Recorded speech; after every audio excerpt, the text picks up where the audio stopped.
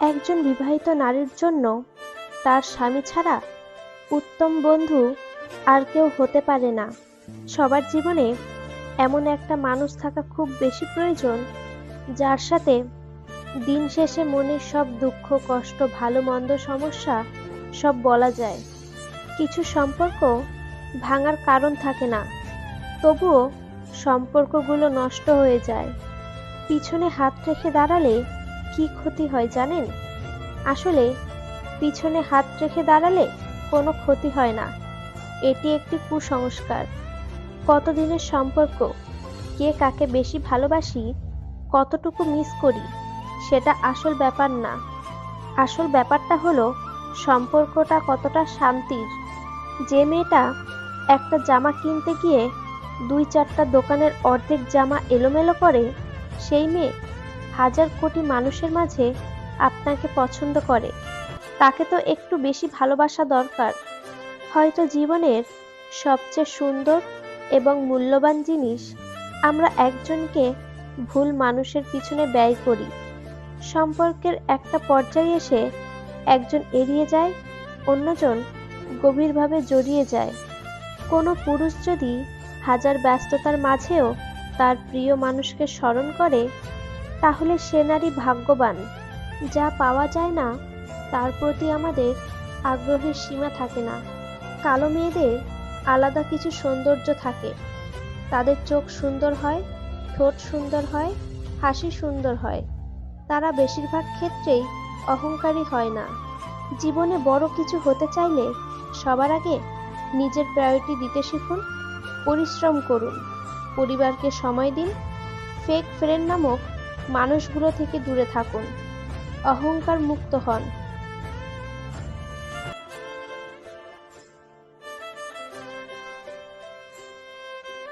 যদি কেউ প্রশ্ন করে যে প্রিয় ফুল কোনটি, তাহলে নির্দিষ্ট করে বলতে পারবো না। কেননা ফুল দেখলেই দ্বিধায় পড়ে যাই। কখনো ভালো লাগে শিমুল, শিউলি, নয়নতারা, কখনো রক্তগোলাপ, গাঁদা, রজনীগন্ধা, আবার কখনো বা বকুল, কচুরিপানা। ফুল হাতে কেউ রেগে থাকতে পারে না, আবার রাগান্বিত ব্যক্তিকে ফুল দিলে ফেলতে পারবে না। আসলে ফুল বস্তুটাই সৌন্দর্যতায় ঘেরা আর পবিত্রতায় মাখা। কিছু কিছু পরাজয় জয়ের চাইতেও বেশি আনন্দ হয়। একটা সময়ের পর আমরা নীরবতার প্রেমে পড়ি। মানুষের ভিড়ের চেয়ে একা থাকতেই বেশি ভালোবাসি। খারাপ থাকি, অসুবিধা নাই, কিন্তু কারোর খারাপ হোক তা কখনোই চাই না। কষ্টগুলো নিজের মধ্যে চেপে রাখার শক্তিটা সবার থাকে না। কারো কারো কষ্টগুলো চোখের জল হয়ে বেরিয়ে আসে।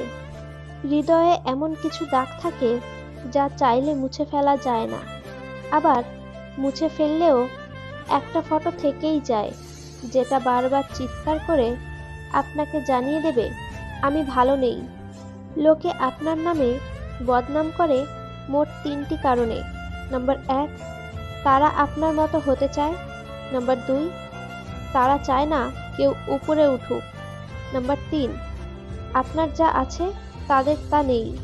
একটা মানুষ তখনই নিজেকে আড়াল করার চেষ্টা করে যখন সে দেখে তার মূল্য কারো কাছে সেই আগের মতো নেই। ভাগ্যিস চোখের জলের কোনো রং নেই, না হলে সকালে বালিশটা রাতের সব কষ্টের কথা ফাঁস করে দিত। রাস্তার পাশে ফুটপাতে পড়ে থাকা মানুষগুলো দেখে ঘৃণা করে তাকাবেন না।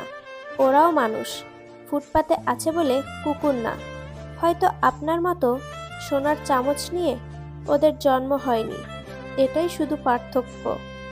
মন খারাপ থাকতে পারে, সময় খারাপ যেতে পারে, লোকে কটু কথা বলতে পারে, শুধু তুমি ধৈর্য ধরো, পরিশ্রম করো, অপেক্ষা করো। সফলতা সময় চায়, পরিশ্রম চায়, ধৈর্য চায়, তবেই সফলতা আসে। শেষ ঠিকানা মাটি জেনেও মানুষ আকাশে ওড়ার লোভ সামলাতে পারে না। ভালো কথা গুছিয়ে বলা যেমন শেখা উচিত, তেমনি কখন চুপ থাকতে হবে তাও শেখা উচিত। ভদ্রতা কোনো দুর্বলতা নয়, এটা আমার বাবা মায়ের ভালো শিক্ষার পরিচয়। জীবন আমাদেরকে শেখায়, কিন্তু শেখা শেষ হতে হতে জীবনের আয়ু শেষ হয়ে যায়। বিয়ের আগেই বন্ধুত্ব করুন, কারণ বিয়ের পর চাইলেও বন্ধু বানাতে পারবেন, কিন্তু সময় দিতে পারবেন না। যদি কাউকে কষ্ট দিয়ে থাকেন আর সে যদি চুপ থাকে, তবে তার নীরবতাকে ভয় করুন, কারণ এর বিচার স্বয়ং রব করবেন। মানুষ চিনতে পারাটা পৃথিবীর সবচেয়ে কঠিন কাজ। সহজভাবে নিলে কঠিন পরিস্থিতিও পাড়ি দেওয়া সম্ভব। এই শহরের সব কিছুর দাম বেড়ে গেলেও মানুষের দাম বাড়ল না কেন? তবে কি মানুষ মূল্যহীন থেকে গেল?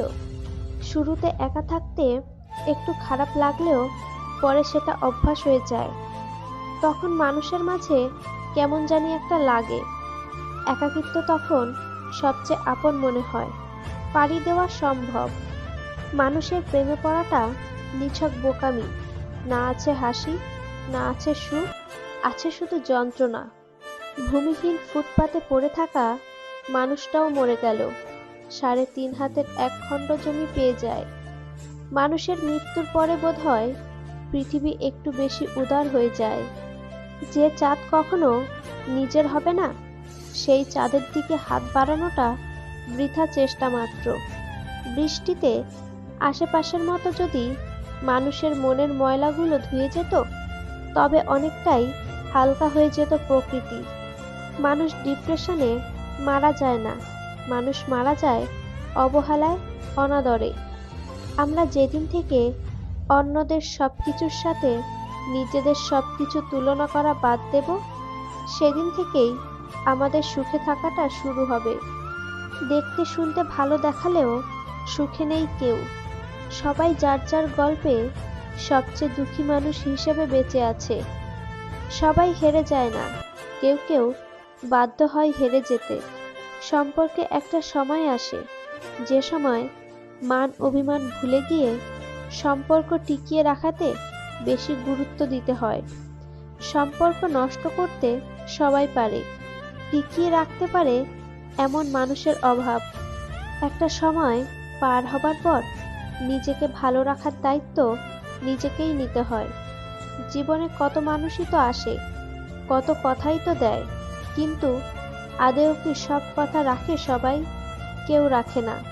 সবাই শুধু অভিনয় করে। যাদের যতটুকু দরকার আমাদের থেকে, ততটুকু পেয়ে গেলেই তারা হারিয়ে যায়। একবার খোঁজ নিয়ে দেখে না, দেখার কথাও না। আর খোঁজ নেবে এটা আশা করাটা বোকামি। সবাই মানুষকে অনেক কিছু শিখিয়ে দেয়, অনেক কিছু বুঝিয়ে দেয়। সারাদিন হাসি খুশি থেকেও যখন রাতে ঘুমানোর সময় চোখ ঝাপসা হয়ে যায়, তখন মানুষটা বোঝে সে ভালো নেই।